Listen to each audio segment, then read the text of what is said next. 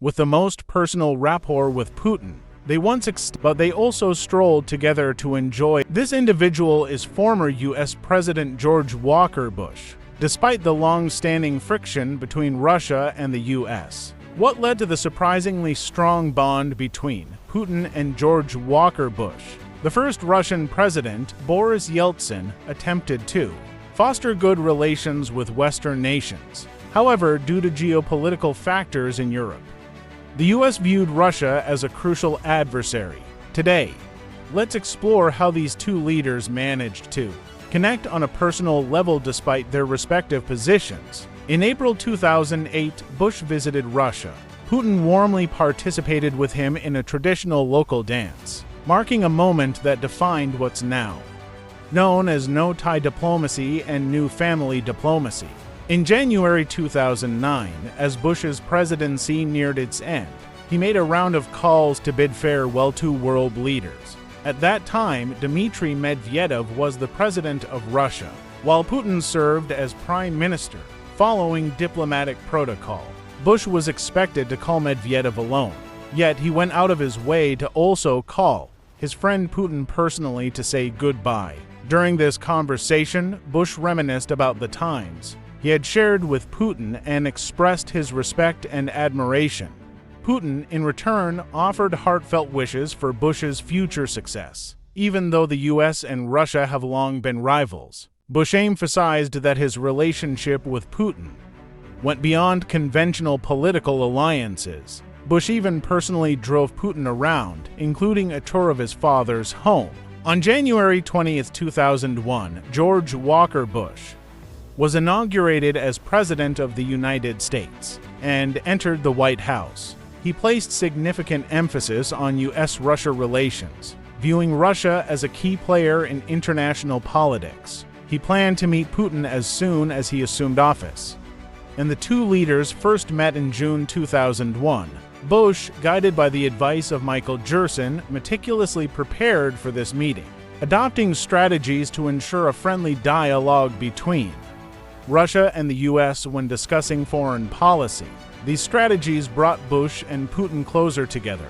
How strong is the connection between Putin and Bush? The two leaders not only supported each other on the global stage, but also made private visits to each other's homelands. Bush became the U.S. president with the closest relationship to Putin throughout his presidency.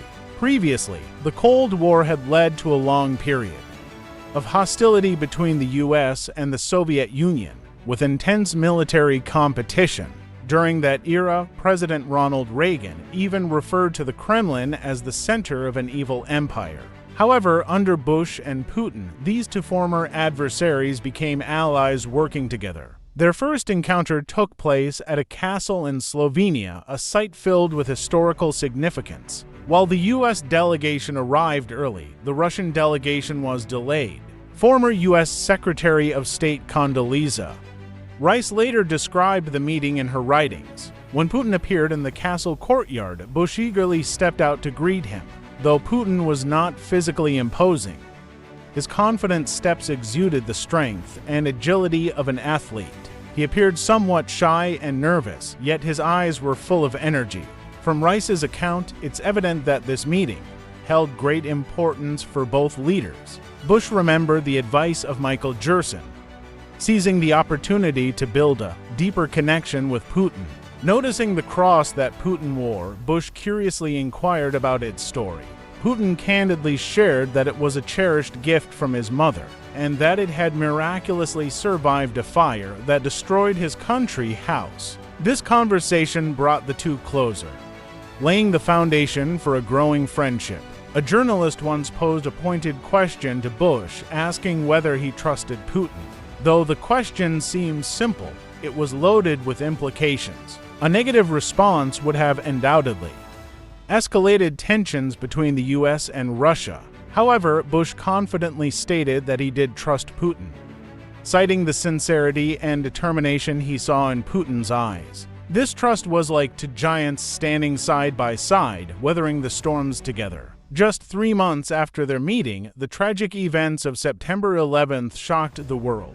During this difficult time, Putin was the first foreign leader to call and express his sympathy, offering Bush comfort during a dark moment. In 2002, Chechen terrorists took hostages at a theater in Moscow, drawing global attention, although the rescue operation, personally overseen by Putin, ultimately succeeded in freeing the hostages. It came at a high cost. Throughout this challenging time, Bush consistently voiced his support, affirming his commitment to stand with Russia in the fight against terrorism. This further solidified the bond between the two leaders. How close was the personal relationship between Putin and Bush? Their friendship seemed to go beyond traditional diplomatic ties. Putin eagerly invited Bush to visit his hometown of St. Petersburg, demonstrating his personal regard for Bush. In return, Bush extended an invitation for Putin to visit his private ranch in Crawford, Texas, the first time a foreign leader was welcomed into this private space. This exchange highlighted the unusual nature of their relationship.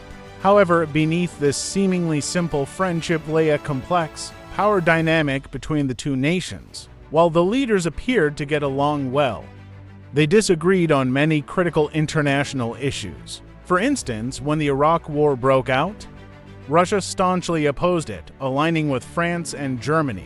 This unified stance by Russia and the EU deeply frustrated Bush. His response was to punish France, ignore Germany, and adopt a more lenient approach toward Russia, strategy that bewildered his European allies. The relationship between Putin and Bush was a mix of friendship and rivalry during Bush's first term as president. Their rapport was close and friendly.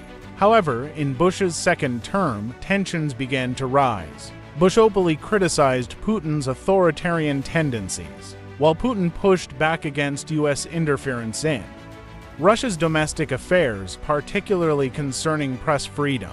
Despite these conflicts, Bush never abandoned his friendship with Putin, recognizing that they represented more than just themselves. They were symbols of the U.S.-Russia relationship. Although their personal connection was strong, it couldn't mask the deep-seated differences between their countries on the global stage. During the war in Georgia, their conflicting positions led to a fierce clash. Bush later reflected that Putin's stance during this conflict made him realize the profound differences between the two nations. Their relationship was like that of a couple who are deeply attracted to each other but find it impossible to be entirely close due to their national interests. After Bush left office, he looked back fondly on the joint efforts with Putin regarding Iran, the Middle East, and economic cooperation, as well as their meetings at Crawford Ranch and Putin's villa in St. Petersburg. These interactions resembled conversations between old friends. Bush even expressed his admiration and respect for Putin and wished him continued success. While Bush transitioned into retirement, Putin continued to shape his legacy on the international stage.